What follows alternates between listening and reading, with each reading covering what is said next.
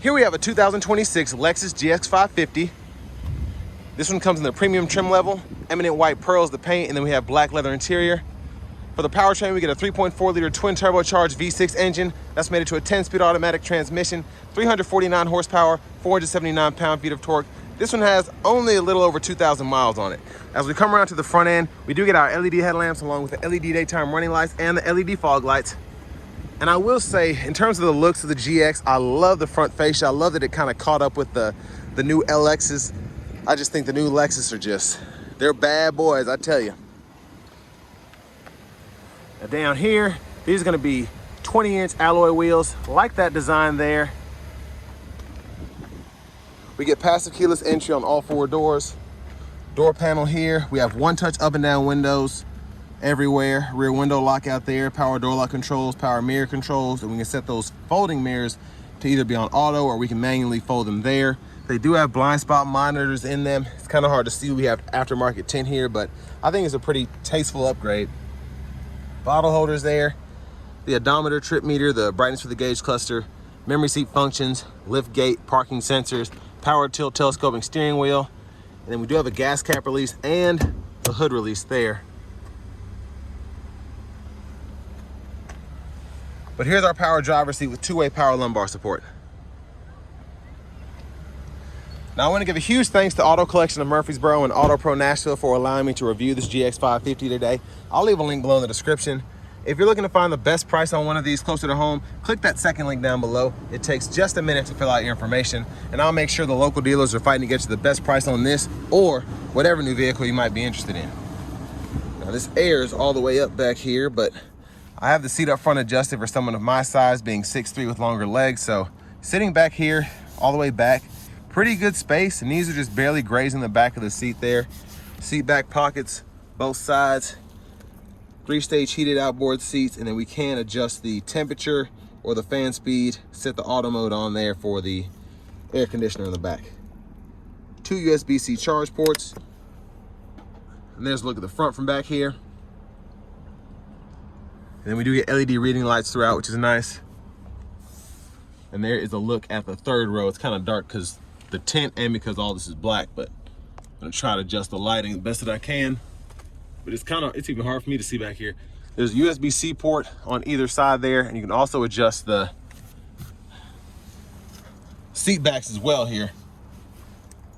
Bottle holders are there. And then you can hang a shirt or a pair of pants there if you need to on that hook, and then your AC vents in the headliner there. I'm gonna try and show you something else, but child locks lock or unlock on either side there. So you can hit this here, tumble the seat forward, makes easier access to get to the back. And then you have a few switches over here. So this will actually fold the seats forward or back. And then this switch on either side will adjust the seat back. So I can move that forward and back there, as you can see. So you have a little bit of recline there you can adjust. And then you can also hit this here from the back. Top tethers are on the back of the second row seats. Fuel caps here. You only want to put premium in here. And then as we come around to the back end, LED tail lamps. And your hitch receivers behind there, spare. And there's the exhaust.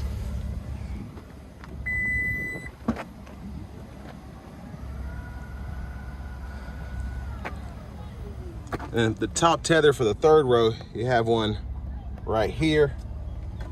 And then you can hit this to fold the headrest down before you fold the seat down.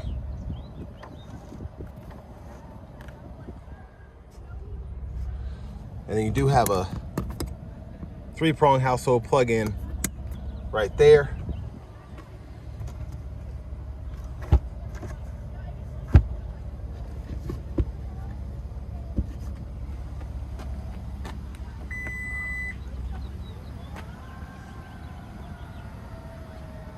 And then if you want to pop the back glass, you can do that too. Just hit this button. Then you have access that way as well.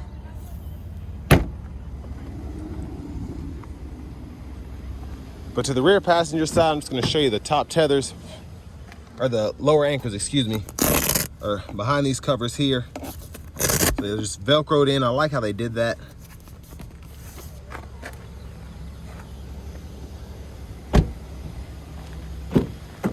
And then front passenger seat power with two-way power lumbar support there. Lockable glove compartment here. We still have the owner's manuals. And I like how they put this top pocket right here. If you want to put some change or a phone, whatever, you can do that.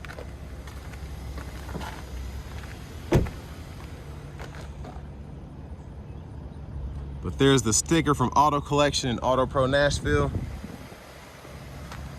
But as we come back around to the front end, we're gonna take a quick look in the engine bay. But there's that 3.4 liter twin turbocharged V6.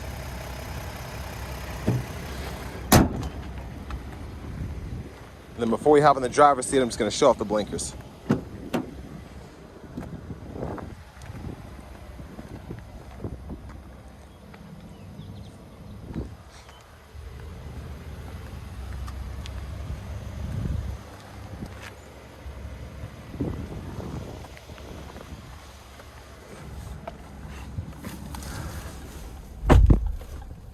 So nice leather wrap steering wheel here.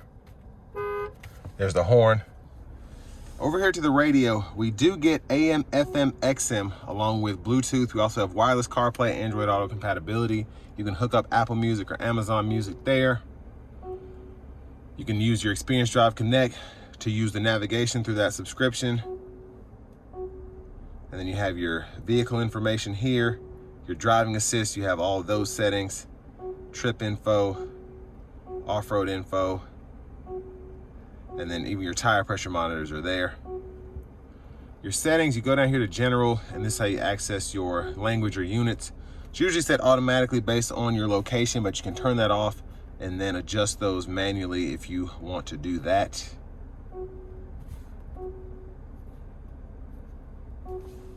Now your climate controls are on the screen now, but they're pretty easy to use. I like that everything kind of stays here. So your heated cool seats, your fan direction, you can go to the front or the rear and adjust that. It's just very easy to use for it to be in the screen here.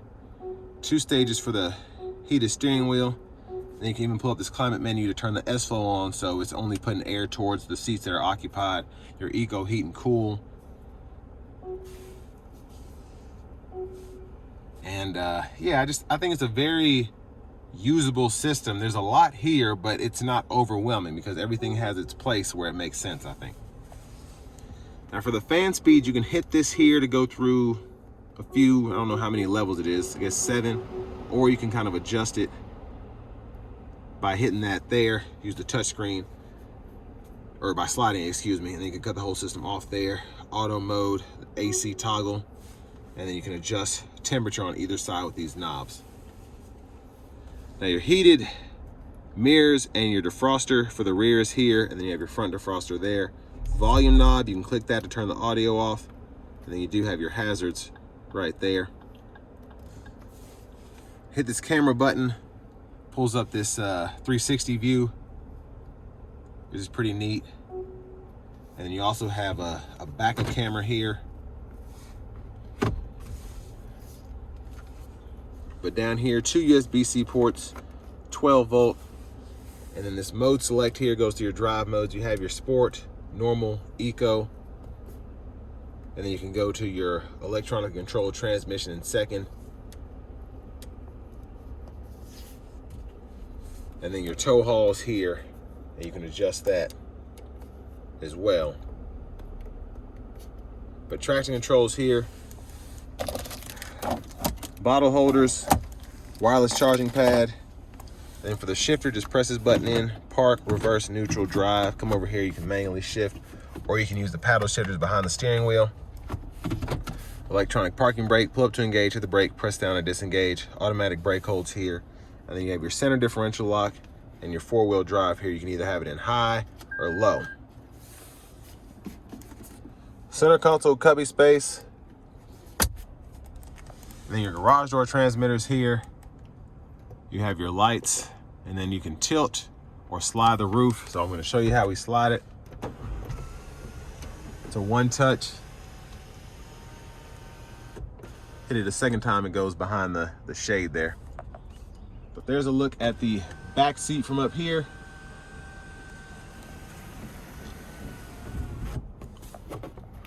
And then vanity mirror. Left side stock blinkers, high beams, and your low beams, fog lights. And then over here we have our rain sensing wipers. So one time off, auto, low, high. We can adjust that auto frequency right here. And then we have our rear wiper here, intermittent on, push back for the rear fluid, pull up for the front. And then left side of the steering wheel, volume controls, voice recognition, Bluetooth. It's getting a little dark in here. Then this back button and these four arrows go through the gauge cluster. We can adjust the menus there, or the views I should say, and then we can hold the OK and actually customize what's shown in certain areas if we want to do any of that. And if you look closely, we do have a heads-up display. And then right side over here, this goes to your track list, radio station presets. This mode adjusts your audio sources. And then with the driving assist system, you can change between adaptive and regular cruise here, turn the lane keeping system on, and once everything's activated, you can turn that driving support system on there and adjust your speed, cancel, and then adjust the gap adjust for the cruise there. Push button start. Finally, here's the key fob. But next, let's go ahead and take this 2026 GX 550 out on the road for a test drive. So starting the test drive in this GX 550, I like the sound that you get from the engine. It's not a V8, but it sounds like a very muscular V6. So you wouldn't expect, I guess, a sound this good from a twin turbo V6, but it doesn't sound like a four-cylinder at all. It has a very strong overall just presence, I think, coming from the engine bay, which I really like. And it is powerful. You have 349 horsepower, but 479 pound-feet of torque, excuse me, which is quite a bit for a vehicle like this. But it still feels like a Lexus. The ride quality is really good. It's very plush, even though it's pretty off-road capable, which is why a lot of people like these so much.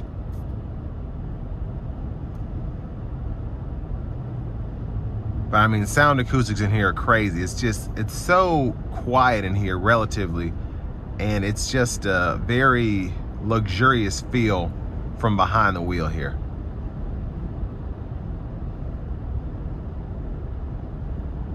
Now, in terms of the overall layout, I love the infotainment system here. The screen looks good. I like the touch screen, all this here. Not overly hard to deal with, if you will, because the climate controls are in the screen here. It makes sense. It's kind of where the old buttons and knobs would be. It just happens to be touchscreen instead of manual buttons. You still get the knobs for the climate in terms of the temperature, but everything else is touchscreen for the most part.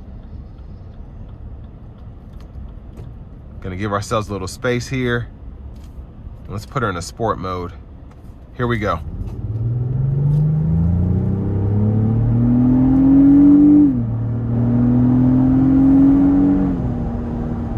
Yeah, I mean, acceleration is good. Again, the sound is actually what gets me. It's a very nice sound from the exhaust, the engine bay, everything. But I want to give one more huge thanks to Auto Collection of Murfreesboro and Auto Pro Nashville for allowing me to review this vehicle today. I'll leave a link below in the description.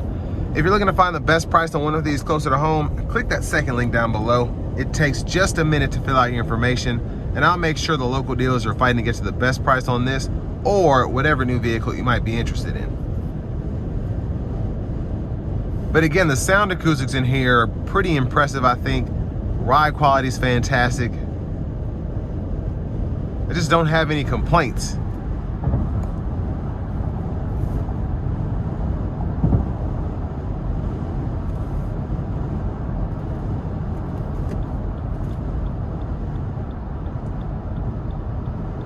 But it's very luxurious in here. That's why I'm not really saying much. It's just the vehicle speaking for itself. The sound acoustics, again, the noise you're getting from the tires, that's really not noticeable. Everything else, it's so impressive.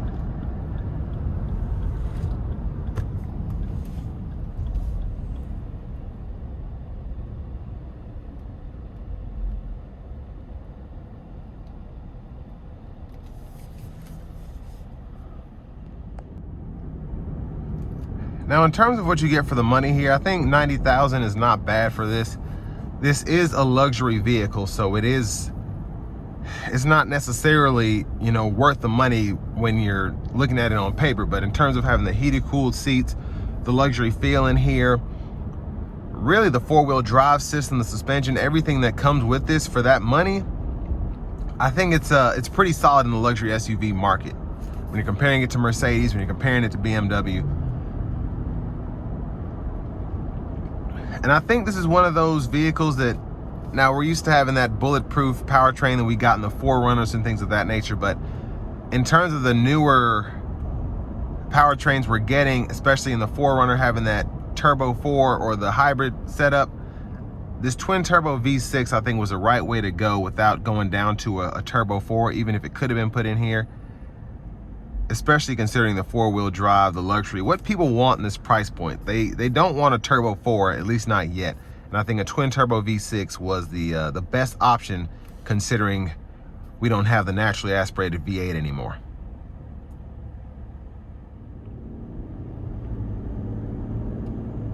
And you just get an overly, I think, exceptional SUV for the money. When you consider, again, the looks, which are great. I hear a lot of people say if they don't like anything about the Lexus brand, they love the looks of these new GXs. The heads-up display on this one, the heated second-row seats. Again, there's a lot of luxury that you get for this price point, but this is one of those vehicles that, you know, you have to have money to spend on something like this. It's not going to be, again, a practical vehicle. The fuel economy is not going to be fantastic, but you know what you're getting into if you get one of these. Your fuel economy is going to be better than the older V8. You get something that I feel is better riding than the older V8. Just has a more sophisticated feel to it, I think, for 2026. And, you know, Lexus, I think they knocked it out of the park with this one. Again, it's expensive, but you get a lot for the money, specifically when it comes to the off-road capability here, and then again, just the luxury that you have on top of that. So all that being said, this will bring me to the end of my review of this 2026 Lexus GX 550 Premium.